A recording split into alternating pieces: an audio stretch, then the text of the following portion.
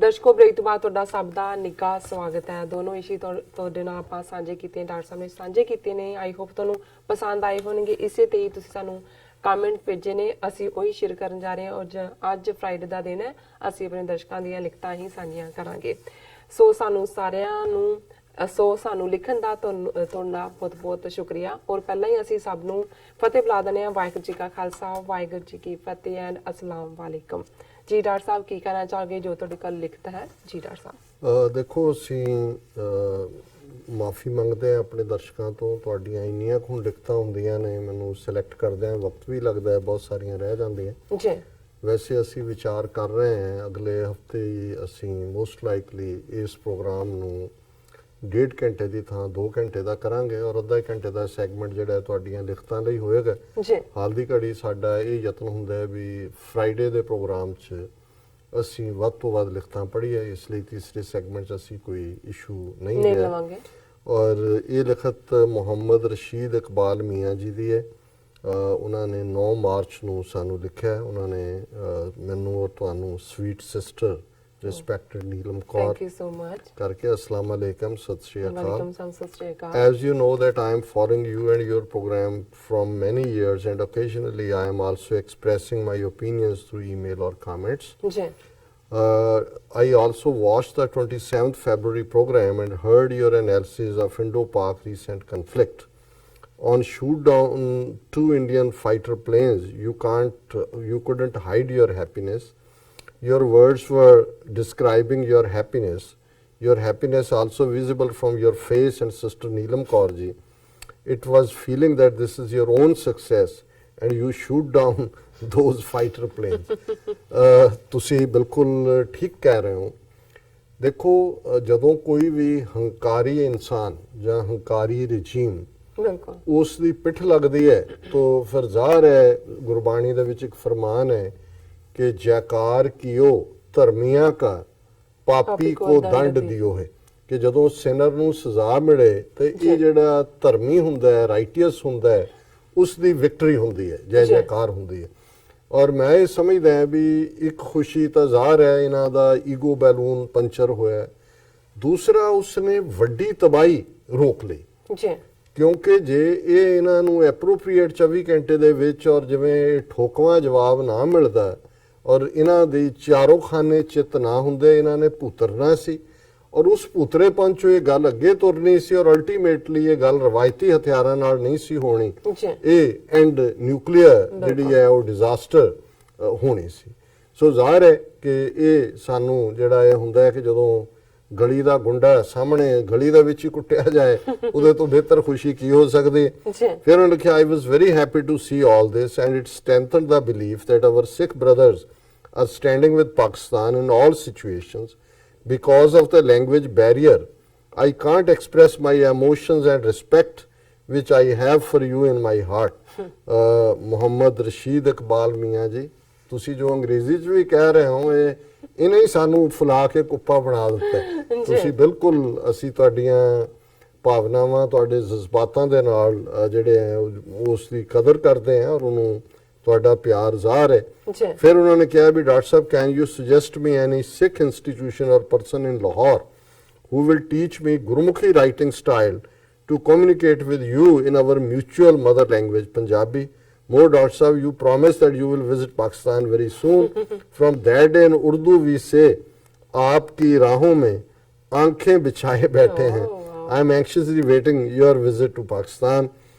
Rashid Iqbal ji, बहुत शुक्रिया। ਤੁਸੀਂ ਅੱਖਾਂ ਵਿਛਾਈਆਂ ਨੇ, ਸਾਡਾ ਦਿਲ ਇਸ ਦੇ ਨਾਲ ਹੀ ਬਾਗ ਹੈ।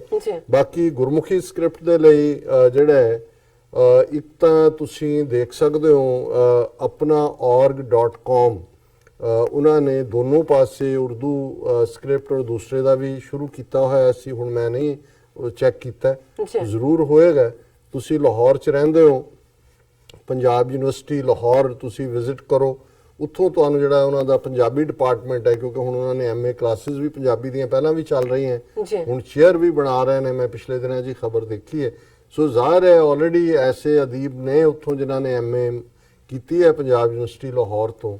ਔਰ ਜ਼ਰੂਰ, ਕਿਉਂਕਿ ਉੱਥੇ ਇੱਕ ਦੋਨੋਂ ਪਾਸੇ ਇੱਕ ਮੂਵਮੈਂਟ ਰਹੀ ਹੈ ਕਿ ਭਾਈ ਇਧਰਲੇ ਜਿਹੜੇ ਨੇ ਉਹ ਅਰੈਬਿਕ ਸਕ੍ਰਿਪਟ ਵੀ ਸਿੱਖਣ ਉਰਦੂ ਦੀ ਤਾਂ ਕਿ ਜਿਹੜੀਆਂ ਬਹੁਤ ਖੂਬਸੂਰਤ ਕੰਪੋਜੀਸ਼ਨਸ ਉੱਥੇ ਹੁੰਦੀਆਂ ਉਹਨੂੰ ਪੜ੍ਹ ਸਕਣ ਔਰ ਕੁਝ ਵੈਬਸਾਈਟਸ ਨੇ ਜਿਨ੍ਹਾਂ ਨੇ ਜਿਵੇਂ ਆਪਣਾ ਔਰਗ ਦੀ ਮੈਂ ਗੱਲ ਕੀਤੀ ਹੈ ਉਹਨਾਂ ਨੇ ਗੁਰਮੁਖੀ ਪਬਲੀਕੇਸ਼ਨ ਜਿਹੜੇ ਉਰਦੂ ਲਿਖਣ ਵਾਲੇ ਨੇ ਉਹਦੇ 'ਚ ਵੀ ਕੀਤਾ ਪਰ ਤੁਹਾਨੂੰ ਉੱਥੋਂ ਹੀ ਲਾਹੌਰ 'ਚੋਂ ਹੀ ਜਾਣਕਾਰੀ ਖਾਸ ਤੌਰ ਤੇ ਪੰਜਾਬ ਯੂਨੀਵਰਸਿਟੀ ਲਾਹੌਰ 'ਚੋਂ ਮਿਲ ਸਕਦੀ ਹੈ। ਦੂਸਰੀ ਇੱਕ ਲਿਖਤ ਮੈਂ ਹੋਰ ਇਹ ਸਾਡੇ ਵੀਰ ਇਹਨਾਂ ਦੀ ਆਈਡੀ ਡੀਪ ਆਈਜ਼ ਦੀ ਹੈਗੀ ਹੈ ਡੂੰਘੀਆਂ ਅੱਖਾਂ ਗਹਿਰੀਆਂ ਅੱਖਾਂ ਜਿਹਨਾਂ ਦੇ ਕਹਿੰਦੇ ਗਹਿਰੀ ਅੱਖ ਰੱਖਦਾ ਵੈਸੇ ਅਸੀਂ ਬਾਜ ਅੱਖ ਵੀ ਕਹਿੰਦੇ ਹਾਂ ਬਾਜ ਦੀ ਅੱਖ ਦਾ ਲੈਂਸ 8 ਗੁਣਾ ਜਿਹੜਾ ਪਾਵਰਫੁਲ ਹੁੰਦਾ ਹਿਊਮਨ ਆਈ ਨਾਲੋਂ ਇਵੇਂ ਕਦੇ ਉਹਦਾ ਨਿਸ਼ਾਨਾ ਨਹੀਂ ਜਾਂਦਾ ਮਾਰਦਾ ਉਹ ਝਪਟਾ ਔਰ ਆਪਣੇ ਪੰਜਿਆਂ 'ਚ ਚੁੱਕ ਕੇ ਲੈ ਜਾਂਦਾ 8 ਗੁਣਾ ਵੱਡਾ ਉਹਨੂੰ ਦੂਰੋਂ ਨਜ਼ਰ ਆ ਜਾਂਦਾ ਤੁਹਾਡੇ ਹੱਥ ਫੜਿਆ ਪਕੌੜਾ ਹੱਥ ਨੂੰ ਵੀ ਨਹੀਂ ਉਂਗਲ ਨੂੰ ਵੀ ਨਹੀਂ ਕੁਝ ਕਹਿੰਦਾ ਉਹਨੂੰ ਹੀ ਲੈਂਦਾ ਸੋ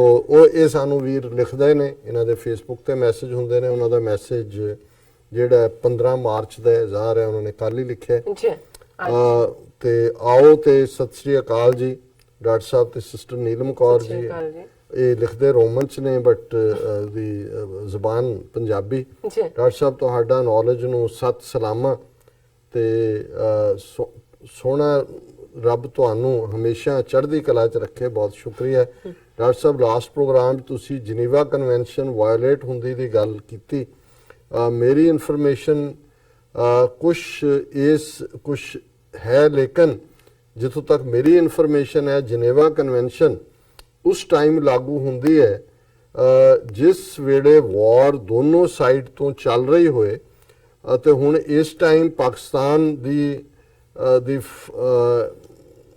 ਪਾਕਿਸਤਾਨ ਦੀ ਫੌਜ ਨੇ ਹੱਦ ਨੂੰ ਪਾਰ ਕੀਤਾ ਤੇ ਮੇਰਾ ਖਿਆਲ ਹੈ ਕਿ ਜਨੇਵਾ ਕਨਵੈਨਸ਼ਨ ਨਹੀਂ ਲਾਗੂ ਹੁੰਦਾ ਦੇਖੋ ਇਹਦੇ 'ਚ ਤਾਂ ਕੋਈ ਸ਼ੱਕ ਨਹੀਂ ਹੈ ਕਿ ਜਨੇਵਾ ਕਨਵੈਨਸ਼ਨ ਟੈਕਨੀਕਲੀ ਤਾਂ ਇਹ ਹੁੰਦਾ ਹੈ ਕਿ ਇੱਕ ਮੁਲਕ ਜਦੋਂ ਦੂਜੇ ਦੇ ਖਿਲਾਫ ਜੰਗ ਐਲਾਨਦਾ ਹੈ ਤੇ ਦੂਸਰਾ ਵੀ ਰਿਸਪੌਂਸ ਐਲਾਨਦਾ ਹੈ ਔਰ ਇਹਦੇ 'ਚ ਇਸ ਮਾਮਲੇ 'ਚ ਤਾਂ ਭਾਰਤ ਨੇ ਪਾਕਿਸਤਾਨ ਦੀ ਸੋਵਰਨਿਟੀ ਵਾਇਓਲੇਟ ਕੀਤੀ ਲੇਕਿਨ ਮੈਂ ਗੱਲ ਤਾਂ ਇੰਡੀਅਨ ਕੰਟੈਕਸਟ ਚੱਲ ਰਹੀ ਸੀ ਵੀ ਜਦੋਂ ਉਹਨਾਂ ਨੇ ਸੋਵਰਨਿਟੀ ਵਾਇਓਲੇਟ ਕੀਤੀ ਉਦੋਂ ਤਾਂ ਅਮਰੀਕਾ ਬਣ ਗਏ ਕਿ ਜੀ ਰਾਈਟ ਟੂ ਪ੍ਰੀਐਂਪਟ ਬਿਲਕੁਲ ਪਰ ਫਿਰ ਰੌਲਾ ਇਹਨਾਂ ਨੇ ਜਨੀਵਾ ਕਨਵੈਨਸ਼ਨ ਦਾ ਸ਼ੁਰੂ ਕਰ ਦਿੱਤਾ ਸੋ ਜ਼ਾਹਰ ਹੈ ਵੀ ਈਵਨ ਜੋ ਕੁਝ ਪਾਕਿਸਤਾਨ ਨੇ ਕੀਤਾ 3 ਦਿਨ ਦੇ ਵਿੱਚ ਅਭਿਨੰਦਨ ਨੂੰ ਵਾਪਸ ਮੋੜਨਾ ਉਸ ਨੂੰ ਕੋਈ ਜਿਹੜਾ ਕਿਸੇ ਕਿਸਮ ਦੀ ਤਕਲੀਫ ਨਾ ਦੇਣਾ ਇਹ ਤਾਂ ਮੱਚ ਅਬਵ ਹੈ ਜਨੀਵਾ ਕਨਵੈਨਸ਼ਨ ਪਰ ਮੈਂ ਤਾਂ ਇਸ ਕੰਟੈਕਸਟ ਦੇ ਵਿੱਚ ਕਿਹਾ ਸੀ ਵੀ ਇਹਨਾਂ ਨੇ ਕਿਵੇਂ ਰੌਲਾ ਪਾਇਆ ਜਨੀਵਾ ਕਨਵੈਨਸ਼ਨ ਜਦੋਂ ਤੁਸੀਂ ਸੋਵਰਨਿਟੀ ਵਾਇਓਲੇਟ ਕੀਤੀ ਤੁਸੀਂ ਹਰ ਇੰਟਰਨੈਸ਼ਨਲ ਕਾਨੂੰਨ ਜਿਹੜਾ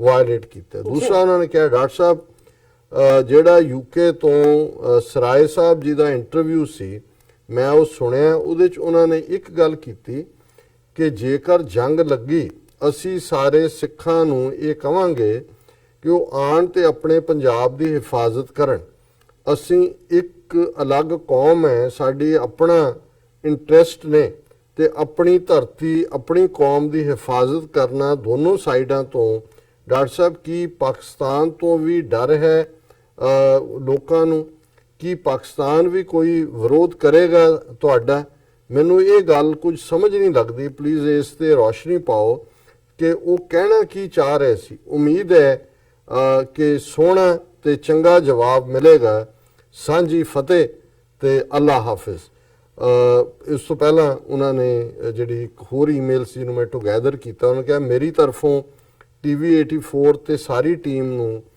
551ਵਾਂ ਗੁਰੂ ਨਾਨਕ ਸਾਹਿਬ ਦੇ ਗੁਰੂ ਨਾਨਕ ਸ਼ਾਹੀ ਨਵੇਂ ਕੈਲੰਡਰ ਦੇ ਮੁਤਾਬਕ ਨਵੇਂ ਸਾਲ ਦੀ ਬਹੁਤ-ਬਹੁਤ ਮੁਬਾਰਕ ਹੋਵੇ ਸੋਹਣੇ ਰੱਬ ਤੋਂ ਇਹ ਅਰਦਾਸ ਹੈ ਕਿ ਨਵਾਂ ਸਾਲ ਤੁਹਾਡੇ ਲਈ ਖੁਸ਼ੀਆਂ ਭਰਪੂਰ ਹੋਵੇ ਤੇ ਤੁਹਾਡੀ ਹਰ ਜਾਇਜ਼ ਦਿਲੀ ਖੁਆਇਸ਼ ਪੂਰੀ ਹੋਵੇ ਤੇ ਸਾਰਾ ਸਾਲ ਸੋਹਣਾ ਰੱਬ ਤੁਹਾਨੂੰ ਚੜ੍ਹਦੀ ਕਲਾ 'ਚ ਰੱਖੇ ਤੇ ਤੁਹਾਡੇ ਤੇ ਆਪਣੀ ਮਿਹਰ ਬਣਾਈ ਰੱਖੇ ਆਮੀਨ ਤੇ ਸਤਿ ਸ੍ਰੀ ਅਕਾਲ ਜੀ ਡੀਪਾਈਜ਼ ਬਹੁਤ ਬਹੁਤ ਸ਼ੁਕਰੀਆ ਤੁਸੀਂ ਡੂੰਘੀ ਅੱਖ ਵੀ ਰੱਖਦੇ ਹੋ ਹਰ ਮਸਲੇ ਤੇ ਪਰ ਦਿਲ ਵੀ ਤੁਹਾਡਾ ਡੂੰਘਾ ਹੈ ਭਾਵੇਂ ਪਰ ਪਿਆਰ ਨਾਲ ਭਰਿਆ ਹੋਇਆ ਛਲਕਦਾ ਜਿਵੇਂ ਕਹਿੰਦੇ ਨੇ ਪਿਆਰ ਛਲਕਦਾ ਸੋ ਭਾਵੇਂ ਅੱਖਾਂ ਤੁਹਾਡੀਆਂ ਡੂੰਘੀਆਂ ਹੋਣਗੀਆਂ ਪਰ ਤੁਹਾਡੀਆਂ ਅੱਖਾਂ 'ਚੋਂ ਵੀ ਪਿਆਰ ਛਲਕਦਾ ਹੋਏਗਾ ਰਣਜੀਤ ਸਿੰਘ ਸਰਾਂ ਇਹ ਐਡਵੋਕੇਟ ਨੇ ਇੰਗਲੈਂਡ 'ਚ ਔਰ ਜਿੰਨਾ ਕੁ ਮੈਨੂੰ ਇੰਗਲੈਂਡ ਦੀ ਸਿੱਖ ਲੀਡਰਸ਼ਿਪ ਦਾ ਪਤਾ ਹੈ ਸਭ ਤੋਂ ਜਿਹੜੇ ਵੋਕਲ ਨੇ ਪਿਛਲੇ 30 ਸਾਲ ਤੋਂ ਜਿਹੜੇ ਸਮਝਦੇ ਨੇ ਕਿ ਪਾਕਿਸਤਾਨ ਦੀ ਤੇ ਸਾਡੀ ਡੈਸਟਨੀ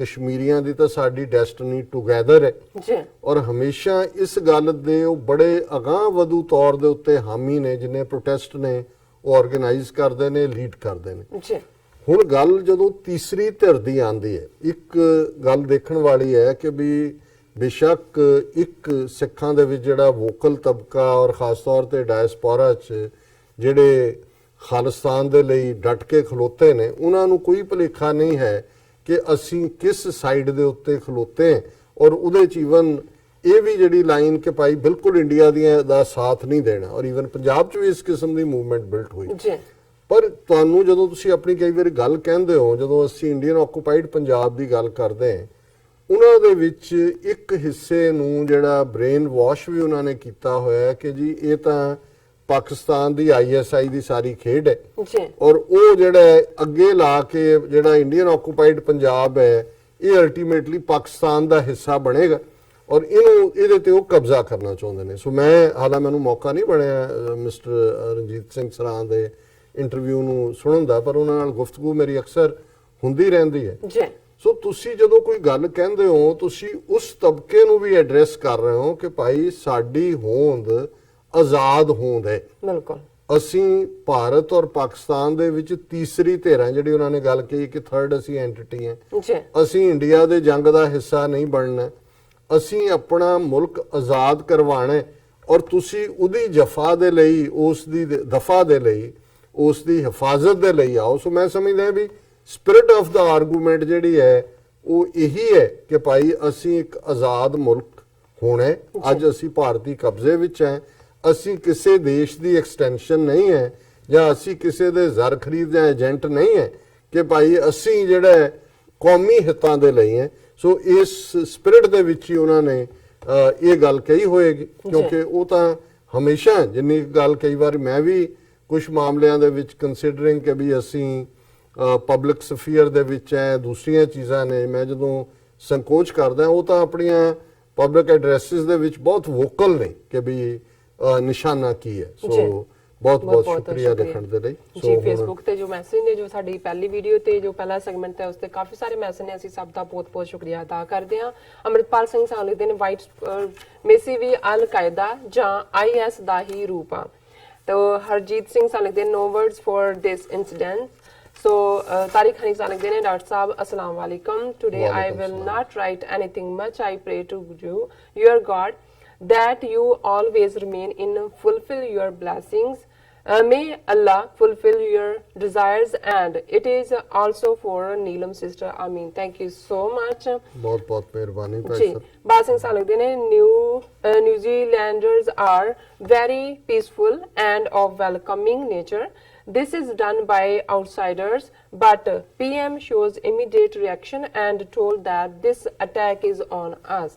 ਬਾਜ ਸਿੰਘ ਜੀ, ਤੁਸੀਂ ਨਿਊਜ਼ੀਲੈਂਡ ਤੋਂ ਸਾਨੂੰ ਲਿਖਦੇ ਹੋ, ਹਮੇਸ਼ਾ ਹੀ ਤੁਸੀਂ ਸਾਨੂੰ ਲੇਟੈਸਟ ਜਾਣਕਾਰੀ ਵੀ ਭੇਜਦੇ ਹੋ।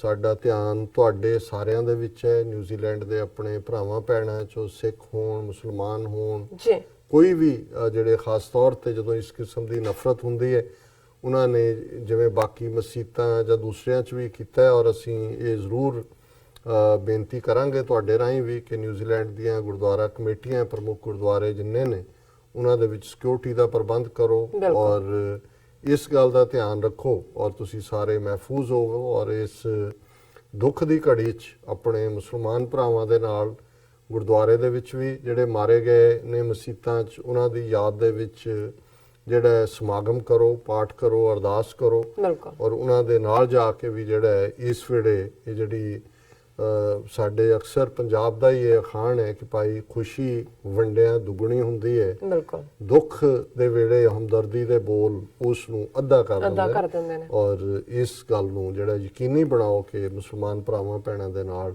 ਜਿਹੜਾ ਉਹ ਯਕਜ਼ਦੀ ਦਾ ਇਜ਼ਹਾਰ। ਬਿਲकुल मेघराज सिंह सान लिखते ने, उन्होंने हिंदी सान लिखा है ताकतवर वे नहीं होते जो बेकसूर लोगों के ऊपर बम और गोलियां चलाते हैं, ताकतवर वे होते हैं जो दुनिया को सच बोलना और प्यार से जीना सिखाते हैं।